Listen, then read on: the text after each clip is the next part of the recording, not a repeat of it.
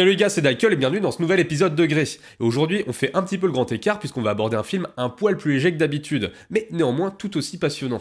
On va parler de La Vengeance de Morsay et ZF, ça se mange tout de suite, et ça va être plutôt cool. La vengeance c'est un plat qui se mange froid. Moi je le mange chaud parce que je nique tous les fachos. Nique sa mère, tous les gros fils de pute aussi. Bon alors, je vous épargne le blabla habituel sur le spoiler, de toute façon le résumé du film va aller très vite. Une petite précision néanmoins, je fais pas cet épisode pour me moquer. Et étant donné que c'est un film à très faible budget, on va essayer de passer au-dessus du jeu des acteurs et toutes ces merdes. On n'est pas là pour tirer sur l'ambulance. Me suis bien fait comprendre. On y va. La Vengeance raconte l'histoire de Morsay et ZF, deux frères accusés à tort de trafic de drogue par Cédric Vincent, un policier véreux. Malgré une défense en béton armé, Moi, tout ce que je peux dire, madame la juge, c'est qu'on est innocent. ils écopent tous les deux de 6 mois de prison. Heureusement, le flic Ripoum s'en sort pas indemne et est suspendu de ses fonctions suite à ses nombreux dérapages racistes. Bref, les 6 mois passent et les deux frères sortent enfin de zonzon. Tu vois, c'est la surveillante. Tu lui diras au revoir de ma part. Je l'ai niqué. Sur le chemin du retour, ZF est pris d'une idée de génie et décide de monter sa marque de vêtements qu'il appellera Truand de la Galère. ZF, attends-moi. 96. Alors ça vous fait rigoler ce genre de plan, hein? Et quand c'est Martin Scorsese qui le fait, ça te fait encore rire? Enculé. Nos deux amis rentrent au quartier en RER, mais sur le chemin ils croisent la route d'un groupe de skinheads qui agressent une femme voilée. Évidemment, Morsay et ZF leur mettent la misère, et on découvre avec allégresse les premiers sous-titres du film. Ça va. Ce que les deux frères ne savent pas, c'est que les skinheads sont en réalité les sbires de Cédric Vincent, le flic ripou qui s'est lancé dans le racisme jeu depuis son expulsion de la police. Et autant vous dire qu'il est déterminé à en découdre, enfin une fois qu'il aura essayé toutes les drogues possibles. Bon, pendant que Morsay se fait faire une ténébreuse coupe de cheveux par Al Capote, C'est parti mon kiki. ZF lui lance son bise et se montre très fort en négociation. Parlons peu, parlons mieux. Il me faut 300 t-shirts. J'ai 3 modèles. Premier modèle, Truand de la Galère en gros. Deuxième modèle, Morsay en gros. Et le troisième modèle, ZF en gros. Tu peux les faire ou tu peux pas les faire? 10 € dans une demi-heure. J'émets tout de même quelques réserves sur ses méthodes de travail, parce que le parc de Châtelet c'est pas l'endroit le plus discret pour conclure des transactions en liquide. Truand de la Galère, si tu m'aimes pas, va niquer ta mère. La suite du film consiste principalement en une succession de scénettes mettant Morsay en vedette dans diverses situations aussi improbables que surréalistes. Ainsi on le verra monter une équipe pour voler des pépitos chez ED, Je suis en train de planer, les gars. puis quelques minutes plus tard gérer avec panache un deal de drogue international avec des Américains et des Brésiliens, ayant fait la route spécialement pour rencontrer le Morsay. New York, yes, mais Bush. Fuck Bush. Heureusement, Morsay est un gentleman gangster. Il sait se montrer inflexible quand on essaie de lui faire abandonner ses principes. Moi, je vends du stupéfiant, je vends pas de coke, t'as compris? Mets-toi dans ton petit crâne là. Oui, tu ne peux pas vendre de drogue, c'est moi le patron ici, t'as compris? L'autre grande préoccupation de Morsay, c'est les meufs, et on le verra mettre à profit ses meilleures techniques de prédateur sexuel tout au long du film. Excuse-moi la miss. Ça va? Tu vas où? Tu veux que je te dépose? Le moins qu'on puisse dire, c'est que Morsay sait traiter les femmes. Bref, alors qu'il rentre chez lui après une longue journée de labeur, il croise à nouveau le chemin des skinheads. Une bagarre éclate, mais par un habile retournement de situation, il s'en sort indemne. Dis les arabes, c'est les meilleurs. Sur une chambre course.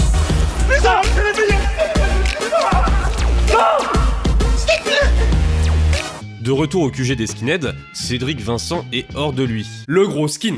Ils étaient combien?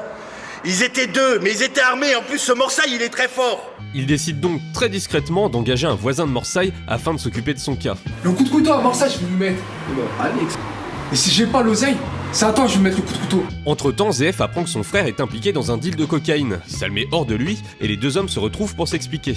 J'ai jamais demandé rien à personne, mon pote. Et c'est pas de ma faute que toi t'as été en prison, d'accord? C'est de la faute à l'État. Je vous pèse de A à Z. Moi, l'alphabet, je la connais peut-être pas, mais la A et la Z, je m'en rappellerai à vie. Je vais te dire un truc. Bon, je vous la fais rapidement, le soir venu, Morsay se fait poignarder et finit à l'hôpital. On apprend que le coupable est le fils de la femme qu'ils ont défendu dans le train, et ce dernier est pris de remords. ZF décide donc de monter une équipe pour se venger, et Morsay se fait remplacer par un pote à l'hôpital. Ils se rendent au repère des skinheads chacun de leur côté, et ZF tue Cédric Vincent, ainsi que l'agresseur de Morsay. La vengeance est un plat que je mange tout de suite.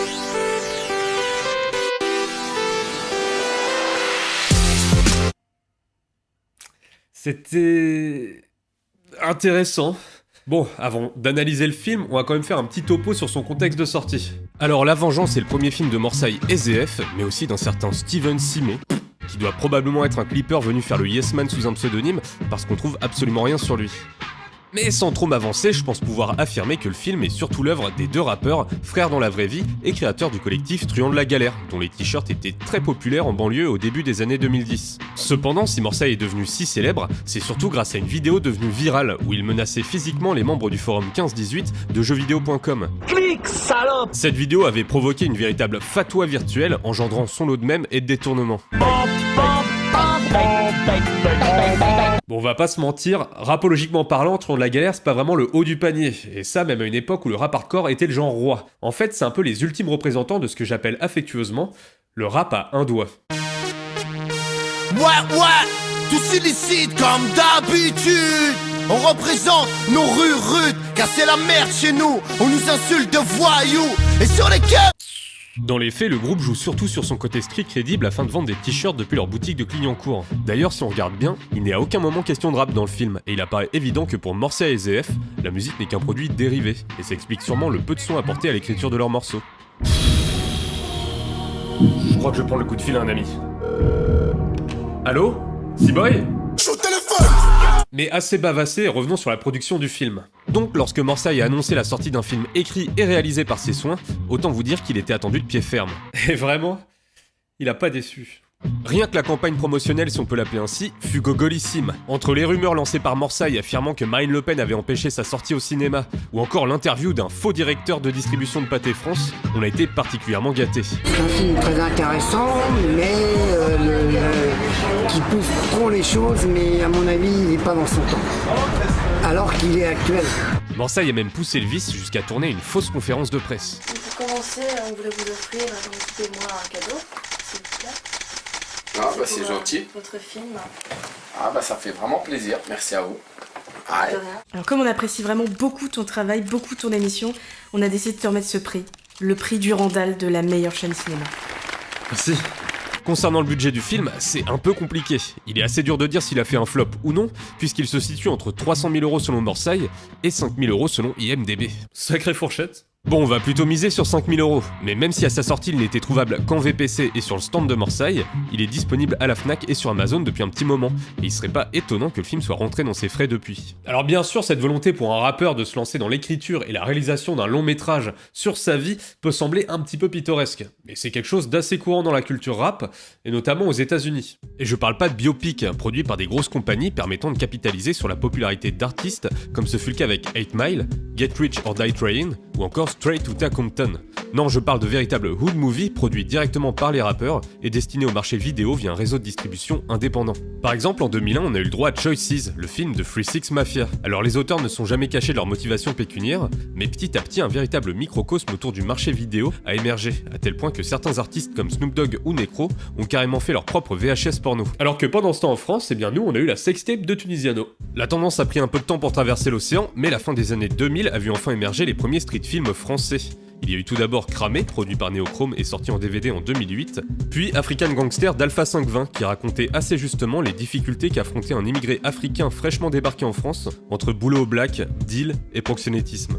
Un film sûrement un peu autobiographique, puisque le rappeur n'a obtenu la nationalité française qu'en 2014, alors qu'il y réside depuis le début des années 90. Bon, le budget encore une fois est kiki, mais la réalisation est relativement sobre, et la musique discrète, puisqu'elle privilégie les silences sur les séquences intimistes. Bref, je vous invite vraiment à y jeter un œil, car même si ça sent la débrouille à plein nez, il y a une petite brochette sympa de rappeurs au casting.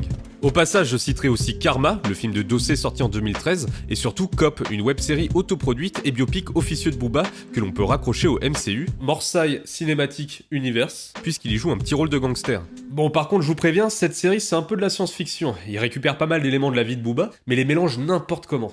C'est bourré d'anachronismes, mais ça se regarde plutôt bien, et c'est assez drôle de revivre des événements cultes de la vie de Booba, interprétés par un acteur qui lui ressemble pas du tout. Inutile de préciser que B2O était scandalisé en apprenant l'existence de la série. Mais je regarde 3 minutes, je dis mais les mecs ils vont à Miami. Et quand je vois ça, je me dis putain, les cassos. Au sein de ce florilège, c'est donc de La Vengeance que j'ai décidé de parler aujourd'hui.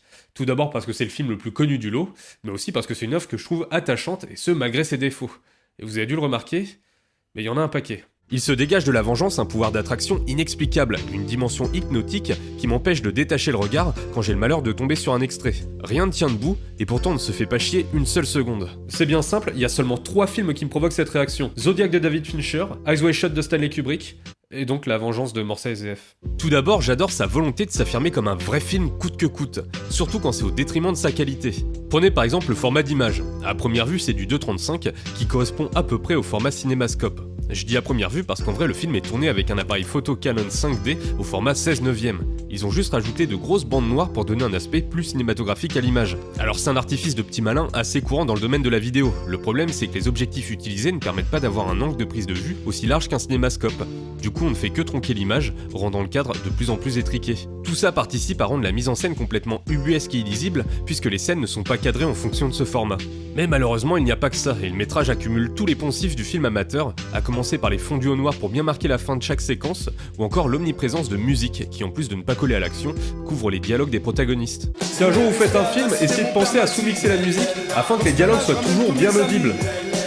Pourtant, il essaye de faire des efforts et le langage cinématographique n'est pas complètement bafoué, comme le prouve l'usage pertinent du montage alterné pour montrer le destin croisé de Morsaï et ZF, ou encore l'exploitation de l'arrière-plan, à des moments où le spectateur ne s'y attend pas. Il y a même un plan séquence de presque 1 minute caméra à l'épaule lors de l'agression de Morsaï par les skinheads, qui n'aurait pas juré dans Collatéral.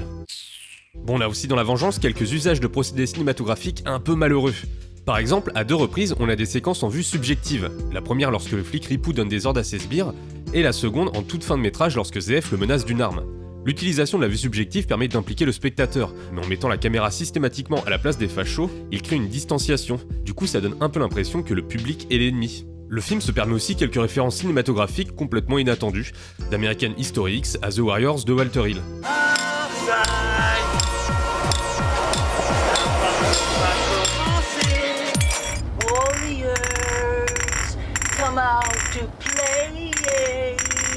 Même le personnage du policier chef de gang n'est pas sans rappeler celui campé par Gary Oldman dans Léon de Luc Besson. Mais là où La Vengeance est vraiment culottée, c'est qu'il s'autoproclame comme suite spirituelle de La Haine de Kassovitz et lui pompe allègrement certains éléments scénaristiques. D'ailleurs, le CD de la bande originale s'appelle Après la haine, La Vengeance. Bon, si avec la partie technique qui merdait, ça serait pas très grave. Personnellement, je suis tout à fait capable de passer au-dessus d'une forme un petit peu bancale tant que le fond se tient, et mes œuvres favorites sont souvent réalisées avec des bouts de ficelle. Mais ici, l'écriture est particulièrement indigente, et le film est affreusement manichéen. En gros, tous les protagonistes s'opposant à Morsaï sont soit des fachos, soit ont du fric. Par conséquent, le film véhicule malgré lui une idéologie victimaire, où son personnage principal subit constamment les événements sans jamais se remettre en question. Pire, il semble fier de sa position. Ah, dans la vie? Bah, en ce moment, je suis en train de faire des papiers, parce que... Non, je bois pas. Je fais des papiers pour comme ça, je touche le RSA. Comme ça, je vais toucher 365 € de l'État sans rien faire. Les vacances, quoi. Du coup, malgré quelques tentatives comme la scène avec le SDF, Morsaï n'apparaît jamais sympathique au spectateur qu'il perçoit avant tout comme misogyne et impulsif. Alors ça marche dans Scarface parce que même si Tony Montana est un peu vulgaire, il obéit à sa propre grille de principes qui est parfaitement intelligible par le spectateur. Il respecte un certain nombre de valeurs, comme la famille et l'amitié, et c'est seulement lorsqu'il s'en éloigne qu'il devient antipathique. Alors La Vengeance essaye un peu de faire la même chose, mais même le monologue avec ZF qui est censé servir à humaniser le personnage de Morsaï tombe dans le ridicule. Alors moi ce pays je le pèse comme Scarface. Ok, donc si je résume, la technique est aux fraises, le jeu d'acteur est à chier, et l'écriture est catastrophique, en plus d'être nauséabonde. Alors c'est parfaitement vrai, mais je vais quand même apporter une petite nuance. Même s'il apparaît moins à l'écran, le vrai personnage principal de La Vengeance, ce n'est pas Morsaï, mais bien ZF. En plus d'être celui qui joue le mieux du film, c'est le personnage le plus ambivalent, et il permet d'équilibrer le récit. Il incarne celui qui réussit sans pour autant lâcher le quartier, celui qui montre la voie de la rédemption aux autres. Par conséquent, il se rapproche du personnage d'Hubert dans La Haine, avec qui il partage plus ou moins le même destin. Alors certains ont vu dans La Vengeance un film à la gloire de Morsaï, mais pour ma part, j'ai trouvé intéressant qu'il ne s'octroie pas le meilleur rôle. Morsaï, à l'inverse, incarne un personnage de loser, et s'il est légèrement héroïsé à de rares reprises, on retiendra surtout les séquences de galère, comme la scène où il est censé retrouver des meufs chez un pote, mais qui vire à la soirée pyjama. C'est un truc de fou, mais vous puez des pieds. C'est quoi cette odeur? D'ailleurs, si la sexualité est souvent au centre des conversations, personne ne concrétise du film, et les protagonistes en ont parfaitement conscience. Personnellement, j'y vois un certain constat de la misère sexuelle pouvant régner dans les quartiers. Et finalement, je trouve que le film n'est pas si mauvais dans sa représentation de la vie en cité. Ce que j'apprécie, c'est qu'elle n'est pas montrée uniquement comme un lieu d'ennui et de violence, mais aussi comme un endroit de vie où la solidarité existe bel et bien. Les minorités sont défendues, et lorsque Morsaï est poignardé, ses habitants se mobilisent. Ça a l'air de rien comme ça, mais j'ai été surpris par cette représentation finalement beaucoup moins instrumentalisée que dans de plus grosses productions. Par exemple, Ma cité va craquer en son temps passait complètement à côté de son propos en mettant en scène des personnages pour la plupart bêtes, antipathiques et violents. Malheureusement, ce manque de nuances finissait par montrer la banlieue comme un zoo et desservait le propos initial qui dénonçait la ghettoisation organisée de ces quartiers.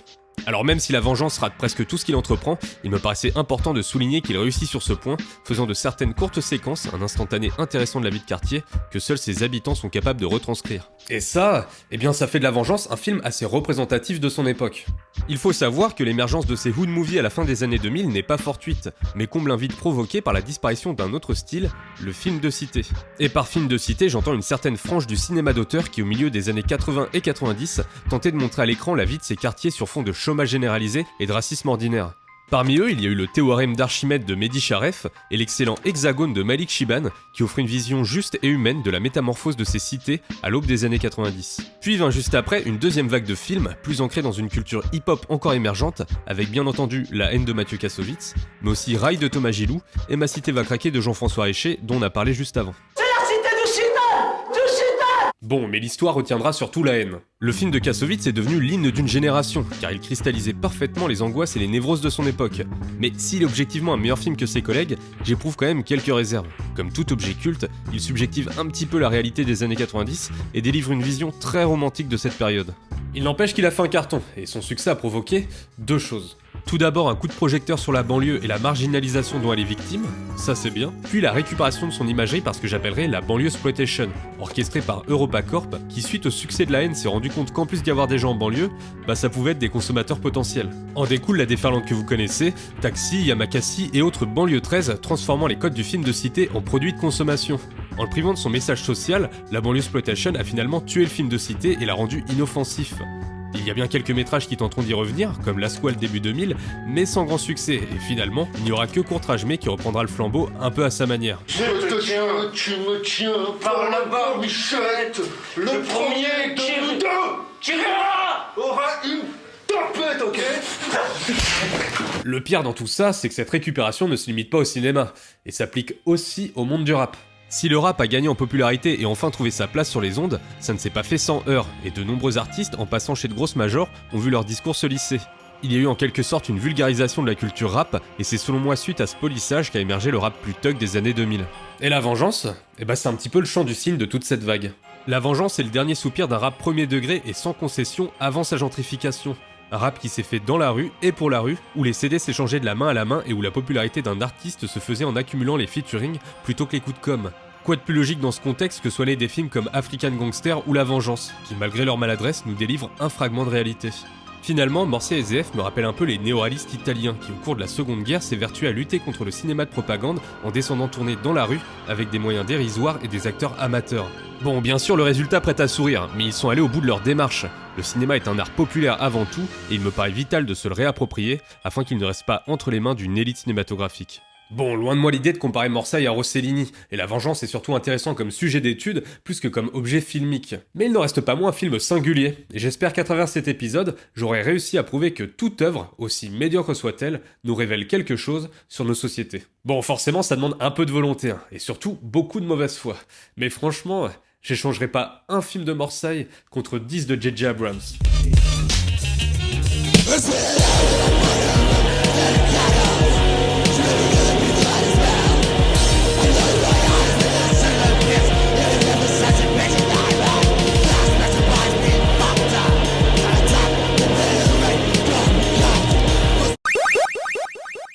Hey, je demande c'est qui l'aîné là? À qui vous devez le respect éternel? Qu'est-ce qu'il y a? Tu veux que je te tarte la gueule, Bart, ou quoi?